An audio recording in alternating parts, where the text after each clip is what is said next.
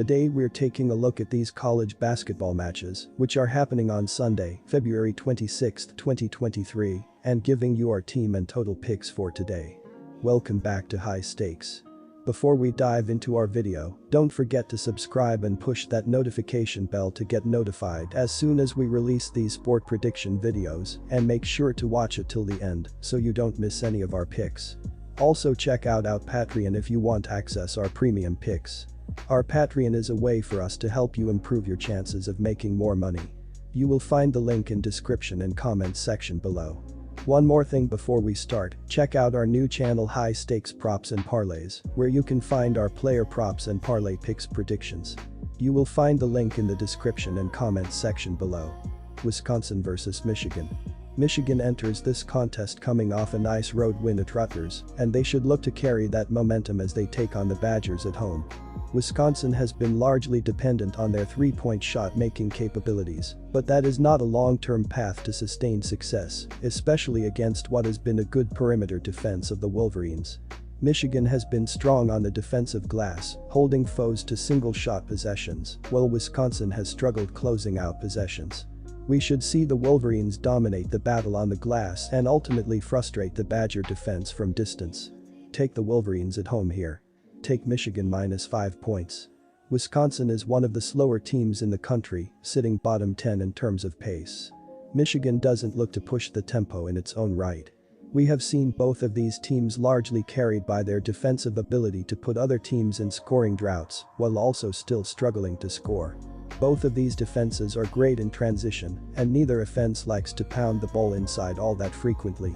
There may not be a high number of turnovers, but the pace of play and defensive ability alone should keep this one under the number. The play is the under 129.5 points. Davidson vs Duquesne. Duquesne still has hopes of grabbing one of those top 4 spots in the Atlantic 10 tournament, and with the talent edge, the depth edge, being the home team, and having more to play for, I can only back the home side in this game. The Dukes are far from the same team in terms of personnel that lost by 24 points on this floor to Davidson last year, but HC Keith Dambrich sure has to remember just how bad that felt and could have even circled this lone meeting of the year on the calendar.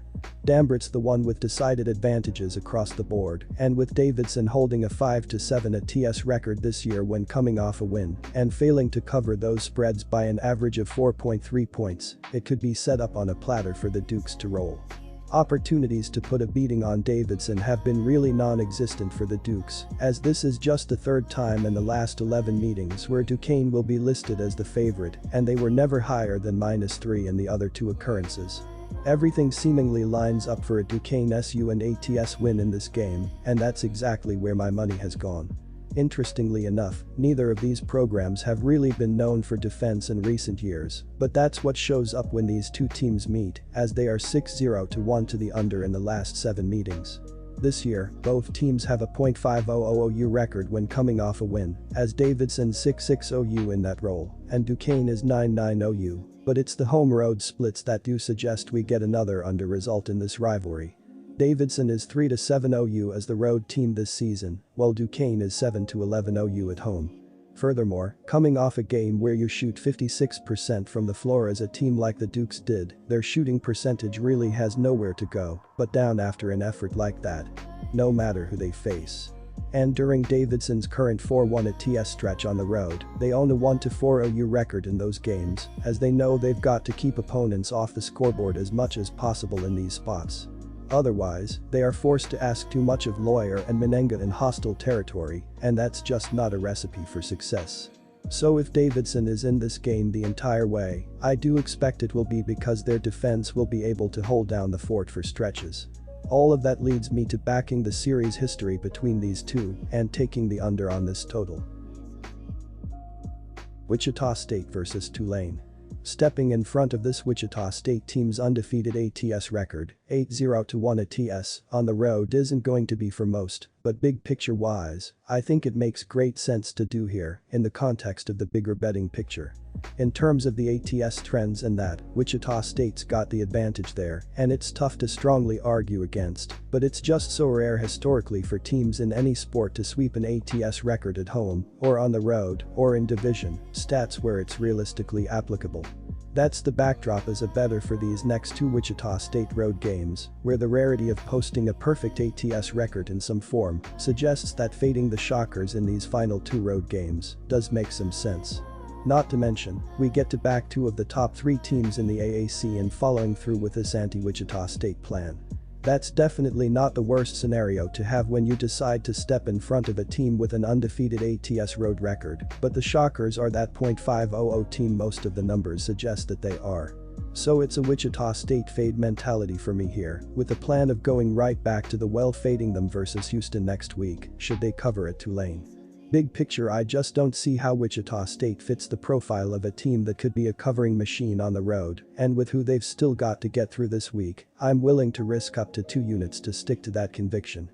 Our team pick is Tulane -7 points. It also never hurts to fade Wichita State when you know they are riding a 12-0 run to the over in their last 12 games, allowing 70+ in 7 of their past 8 games. Whether we see that again or not remains to be seen, and stepping in front of both Wichita State's road ATS streak, 8-0, and their overall OU run, 12-0, isn't going to be for the faint of heart. Yet that's why I'm going to be doing here, simply because Tulane totals are generally much higher 150s range than anything Wichita State has cleared during this 12-0 overrun.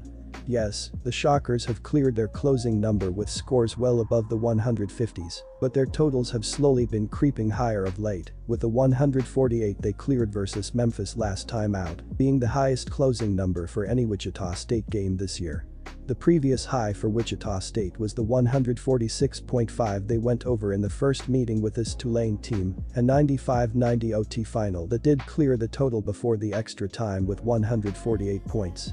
Throw in many more over tickets cashing in Wichita State games since then, and their totals already showing signs of getting bumped. Tulane's home profile of a high-scoring team has put this total in a range where it's just too many points in my view. Do we see both of Wichita's streaks end in the same contest? Maybe. But backing that to happen as a correlated handicap is where I've gone for this Sunday game. Our total pick under 150 points. Drake versus Bradley. It was all Drake in the last meeting with the Bulldogs, shooting 56.1% overall and outscoring the Braves 45-23 in the first half before cruising to an 86-61 victory. Drake hit 12 three-pointers and beat Bradley in nearly every statistical category in that game.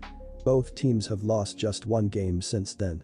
The most recent common opponent for both is Southern Illinois, a team Bradley beat by 2 points just last week, while Drake beat the Salukis by 23 points back on the 11th. Drake has been bullying teams in their current run and has put up more than 11 points per game than the Braves have in their last 5 games. The Bulldogs are 4-1 ATS in their last 5 road games. Take the Bulldogs. In their last matchup, these two put up a combined 147 points and went over the total in that game by 16 points. Combined, these two teams are an even 29-29 versus the total this season. Over their last 5 games, these two have a combined average of 152 points per game. The Drake offense has been extremely reliable, scoring 80 or more in 7 of their last 10 games, while averaging over 80 points in that span.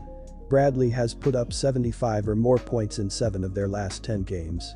These are 2 of the top 4 scoring offenses in the MVC, and this game is going to be an ALL zero-out battle. These teams will be clawing and scraping for points, and I think we'll see a lot of them. Take the over.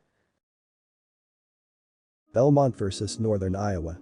There is a massive difference in the offensive abilities of both teams heading into these games as of late, as Belmont is scoring 84.5 points in their last 4 games, while Northern Iowa is averaging just 65.4 points in their previous 5 games.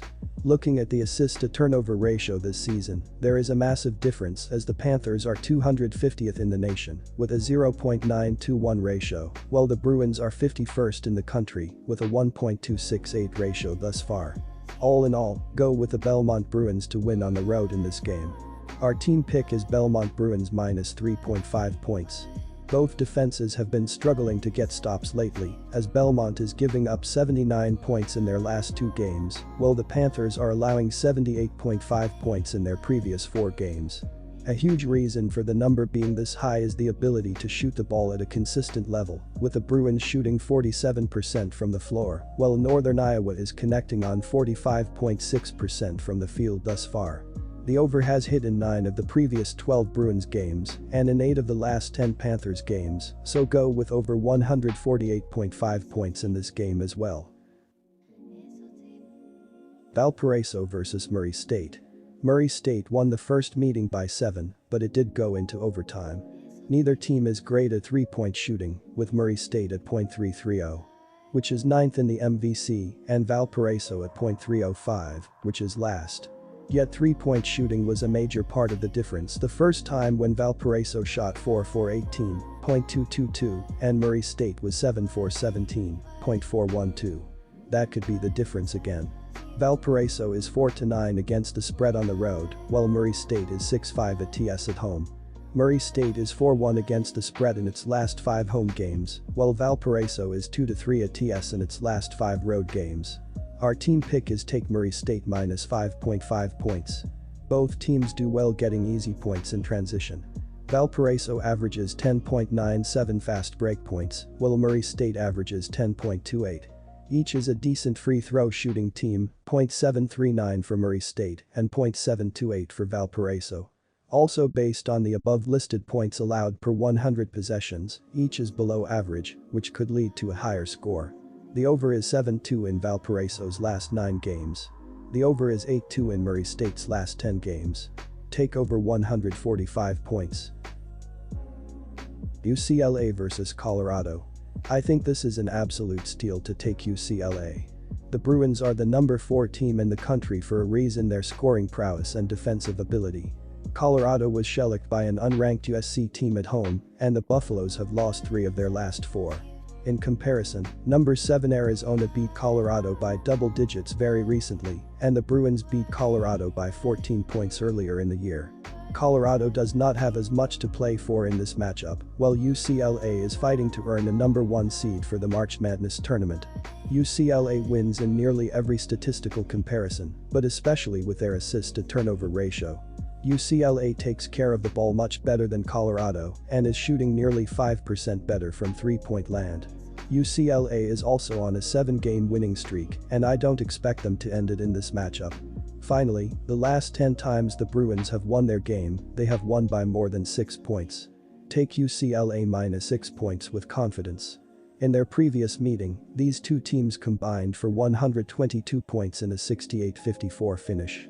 Colorado has averaged 65.5 points in their last 4 games played, and I expect that number to be equal or lower when they play UCLA.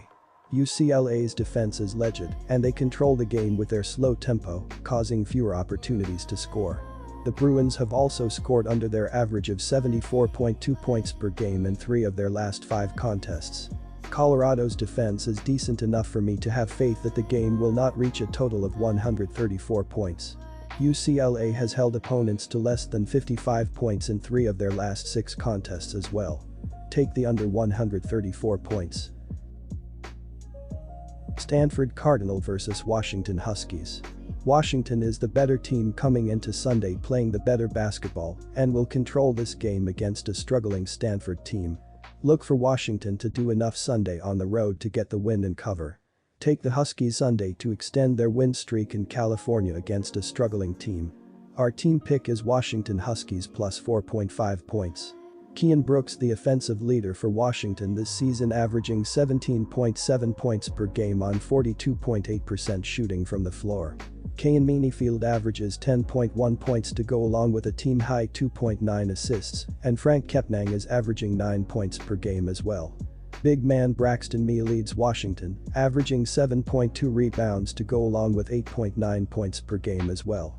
Stanford will remain at home Sunday 6 games below .500 after losing 4 of the last 5, including 3 in a row, following a 4-point loss to Washington State. Stanford was terrible in their last game, allowing 67 points on 50% shooting and 48% from downtown. Offensively, Stanford was just as bad, scoring only 63 points on 42.9% shooting and an abysmal 77.8% from the free throw line. Spencer Jones is the offensive leader for Stanford this season, averaging 13 points per game on 41.6% shooting from the floor. Harrison Ingram chips in 10.2 points as the only other player, averaging double digits to go along with a team-high 3.6 assists, and Michael Jones adds a third-best 9.8 points per game as well. Big man Maxim Reynaud averaged the team-high 6.1 rebounds to go along with 8.4 points per game as well. Our total pick is under 140 points. Penn State Nittany Lions vs Rutgers Scarlet Knights. Rutgers started off strong, but have been having major struggles recently. Expect Jalen Pickett to log a lot of minutes and take a ton of shots for Penn State, as he is undeniably the best player in this game. Rutgers normally have a superb defense, however Penn State will still look to light it up from behind the arc. The Nittany Lions offense edges the Knights' defense in this game. Our team pick is Penn State Nittany Lions minus 2.5 points. Rutgers have been led in scoring and blocks by their center Clifford Amarai. The 7-footer averages 13.1 points and over 2 blocks per game. The Scarlet Knights have not been consistent on offense this season, shooting poor percentages from the field and three. It has been defensively where Rutgers has found success, limiting their opponents to 59.8 points per game, 9th lowest in NCAA. The Penn State Nittany Lions have a record of 17-11 this season, placing them 10th in the Big Ten. The Nittany Lions cruise into Sunday on a 3-game win streak after defeating the Ohio State Buckeyes 75-71 on Thursday night. Jalen Pickett led Penn State to their victory against the Buckeyes, dropping 22 points and 4 assists. The Nittany Lions' best player and leading scorer this season has been Jalen Pickett. He averages 18.8 and 7 assists per game. Penn State has been a very efficient offensive team, shooting 39.2% from 3, 9th highest in NCAA. The Nittany Lions have put together a very good offense, ranking in the top 50 in field goal, 3-point, and free throw percentage. Defensively, Penn State has run into trouble when defending in its own, leading opponents to knock down more threes. Our total pick is over 131.5 points. UCF vs Tulsa. This one seems like a bit of a slam dunk. When they played only 2 weeks ago, UCF won by 44 points, covering an even larger spread, minus 14.5, by a margin of 29.5 points. The Knights have looked a bit disappointing since, but Tulsa is still one of the weakest teams in the entire country, 1-6 ATS in their last 7 games. UCF has covered the spread in 4 of their last 5 games against the Golden Hurricane as well. The nail in the coffin for this matchup is the elite offensive rebounding out of the Knights, ranked 20th, feasting on the paltry defensive rebounding from Tulsa, ranked 350th. The crazy thing is that in their first game this season, the Golden Hurricane actually won the rebounding margin 34-32. I don't see them getting away with that again, and that's just one more reason I have UCF covering minus 13 handily. In their first game against each other, there were a combined 148 points scored. In fact, the total has gone over in their last 4 straight matches. Looking at some more recent trends is even more encouraging, as UCF has hit the over in 10 of their last 12 games, while Tulsa has hit it in 11 of their last 16. Additionally, Tulsa actually plays at a fairly high pace for a team with so many offensive struggles. The Golden Hurricane is ranked 135th in Pomeroy's adjusted tempo out of 363 teams, putting them in the 63rd percentile. A higher tempo essentially means that they average more possessions per game, no doubt in part due to their propensity for surrender offensive rebounds, and more possessions results in more scoring opportunities. The Knights are averaging 75.4 points per game over their last 5, while Tulsa has given up 82 in theirs, adding up to 157.4. I'm sticking with trends and what we've already seen this season, so I'm on the over.